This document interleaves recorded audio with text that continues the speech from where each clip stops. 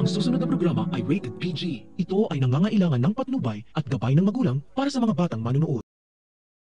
Wala nang may makakapigil pa sa paglantad ng katotohanan tungkol sa tunay na pagkatao ni Tata dahil ibubunyag na ni Nay Guapa ang sekreto na hindi siya ang tunay nitong ina. Nalagay sa panganib ang buhay ni Nay Guapa sa loob ng kulungan matapos siyang sugurin ni Vivian sa kasamaang palad kinakailangan niya ulit ng kidney transplant. Kaya hindi nagdalawang isip si Tata na idodonate ang kidney niya para sa nanay niya, kaya lang may malaking problema dahil hindi nagmatch ang dugo ni Tata kay Nay Guapa. Kaya wala ng choice si Nay Guapa kundi ang ipagtapat kay Tata ang sekreto niya na hindi siya ang tunay nitong ina kundi si Carmen ang matalik niyang kaibigan.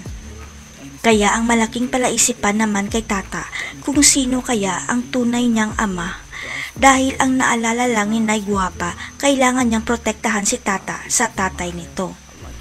Hanggang sa magkaroon ng lead si Sir Gov tungkol sa nag-ampon sa anak niya at tumigil ang kanyang mundo nang malaman niyang si Nay Guapa pala ang nag-ampon.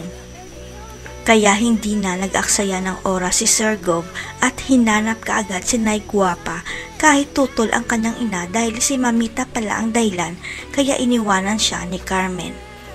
Hanggang sa malaman ni Sir Gov na nasa ospital pala si Nay Guapa at dito na ilalantad ni Nay Guapa kay Sir Gov na si Tata ang sanggol na iniwan sa kanya ni Carmen. Magbabalik na kaya si Tata sa kumpanya dahil siya ang tunay na tagapagmana. Matanggap naman kaya ni Lola Sweet si Tata bilang tunay niyang apo. Abangan.